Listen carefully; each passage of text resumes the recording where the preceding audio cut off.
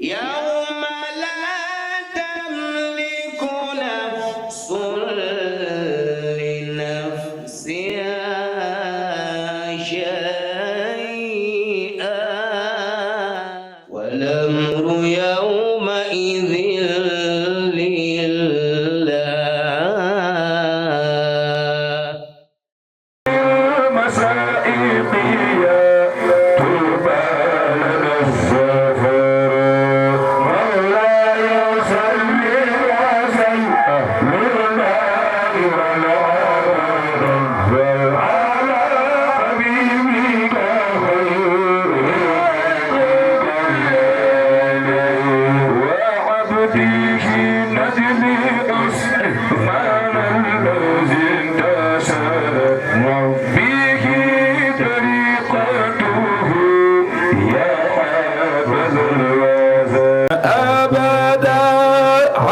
الشفيع وأهل البيت كلهم. Thierno Seydou Nourou Ba laa tudd dëkk fii ci Jaxaw Caali juddoo fi yaroo fi màggee fi. Comme ni nga ko waxee depuis un certain temps le khalife général des Tidianes dañoo joxe ordre fu waay nekk rek war na fa mun organiser burdu fu waay nekk rek war na fa mun organiser burdu. C'est dans ce cadre-là la ñu jël initiative. Dans un premier temps c'était une affaire familiale. J'ai un papa qui a 92 ans machallah yàlla na yàlla yokk fanam. C'était pour bégal ko dans un premier temps. Ensuite ñu lancé comme sooy lancé benn affaire da ngay àndandoo say dëkkandoo say àndu jàmm say waa koñ man comme nu nga ko waxee léegi fii laa juddoo fii laa yeroo fii laa màggee. Bu ma amee idée bi ma woo sama ami d'enfance yëpp ñu ñëw man leen kat man dama bëgg def burdu pour bégal góor gi. dama bëgg def burdu pour bégal góor gi. am na ñuy jógee Kaolack même France am na vol bu ñëw démb ñëw nañu bokk nañ fi ñu ngi fii fu nee lay nit ñi bàyyeekoo léegi c'est un rendez-vous annuel donc ren mooy 4e édition bi. alors programme bi dans un premier temps première partie bi weesu nañ ko mooy dañuy accueillir invités yi servir bernde yi ñëpp reer suñu reeree ba pare ñu dem ci tente bi daal di jàng burdu bi comme ni ko suñu mag yi baax yi tëralee. voilà suñu jàngee burdu bi ba pare chaque année dafay am parrain donc ren ci 4e édition bi am na non seulement un parrain qui est un Amady Diawara c'est un responsable politique ici à Thiès. Marraine bi c'est ma belle-sœur mu nekk une femme très brave. Burdu ce qui est extraordinaire ce qui fait la charme de cet événement mooy amul tarixa Murit Tidiane Khadr Layen ñëpp a ngi ci biir. su kanamee tuuti di ngeen gis une forte délégation Mouride yu bàyyeekoo Thiès yëpp ñëw chaque année daaw ñoom Mouride yi lañ ko parrainé woon ren ñoom ñooy invité d'honneur bi donc il y a une très forte délégation Mouride qui sont actuellement en route et incha allahu rabbi comme vous êtes là vous allez les voir. thème mu ren bi ñu ngi ko jël ñu tuddee ko le prophète Muhammadu Rasulullah sallallahu alayhi wa sallam modèle par excellence pour l'humanité dañoo jël yenent bi ça veut dire que ni nu mu doon dundee ak saxaabam. Yonent bi sallallahu alayhi wa sallam ni mu doon dundee ak ay dëkkandoowam Yonent bi sallallahu alayhi wa sallam ni mu doon dundee ak ay contemporains am Yonent bi sallallahu alayhi wa sallam neewul Yonent bi rek bu nga xamante ne dañ ko yónni ci islam ci univers bi yëpp lañ ko yónni ni mu doon dundee ak ay contemporains am loolu nag dañ ko transposer ci thème bi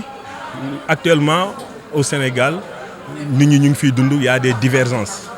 donc dañu bëgg ñu jël Yonent bi def ko modèle ñëpp nekk benn ñëpp ànd ñëpp bëggante.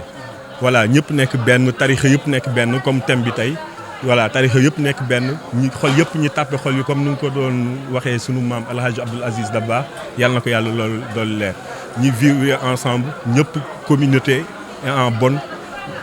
entente. Je suis ingénieur en génie civil là et je suis en même temps chef d'entreprise maa ngi am sama diplôme école supérieure école polytechnique de Thiès ak université Lille Nord Europe à Lille.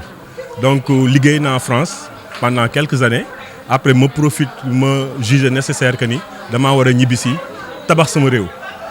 domaine bu ma jàng mooy la construction et mooy tabax te ñëpp xam nañu Sénégal daanaka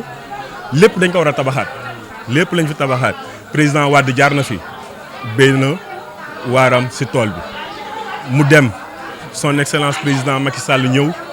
daal di yeggali poursuivre les réalisations de son excellence président Abdoulaye Wade tey ayu président Diomaye la moom mu ngi ci tànk yi mu ngi def donc man bu ma amee vision boobu laa ne naa ñibbisi comme je suis dans un domaine bu nga xamante ne c'est un domaine transversal naa ñëw liggéeyal sama réew. waa dëgg la ñoom bu ñu ñëwee ils ont arrêté pas mal de chantiers notamment zone mu nekk aéroport ils ont jugé que c'était des zones à litige moo taxoon ñu arrêté ko pour saytuwaat ko mais j'ai l'habitude de dire moi que le développement d'un pays passe forcément par ses infrastructures quand le bâtiment marche tout marche moom bu ñu ko arrêté gis nañu réew mi après commencé na vraiment chômage taux de chômage bi bëri père de famille yu bëri nekk en chômage donc le bâtiment dafa am solo ci réew tous les pays super développés en France tamit soo fa demee bâtiment moo fa gën a dox États-Unis infrastructure moo fa gën a dox. depuis quelque temps commencé nañu bouger notamment avec le ministre des infrastructures Déthié Fall qui est un ancien de l'école polytechnique maa ngi koy profiter di ko nuyu ci kii bi. moo doon parrain 48e ak 49e promo bi génn fan yi. sama entreprise daanaka mun naa wax ni 90% samay activités Dakar la basé wu mais fii ci quartier bi jeunes yi fi nekk yu bëri dañ leen fiy jëlee yóbbu leen Dakar ñi fay nekk di daan seen doole. yeneen ñaata 90 yeneen 10% yi mu ngi fii dans la région de Thiès notamment sur la Petite Côte. aussi jeunes quartier bi ñoom ñëpp ñu ngi ci mobiliser wu di liggéey comme ni mu koy waxee rek bâtiment c'est un métier qui a une forte intensité de main-d'œuvre qui absorbe beaucoup de main-d'œuvre. voilà ñu bëri ñu ngi ci liggéey ñu bëri mën nañ ci liggéey. ça contribue fortement à réduire le taux de chômage donc ñu ngi ñaax état bi di ñaax autorité Thiès yi ñu jàppale les entreprises nationales ndax ñun ci ñun la ñu war a sukkandiku pour wàññi le taux de chômage mun nañu absorber beaucoup de main-d'œuvre sur le bâtiment. dëgg la bu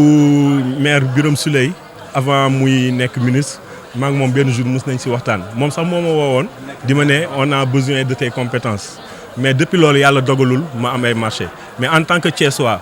un natif de la région ce serait vraiment un très grand plaisir de travailler avec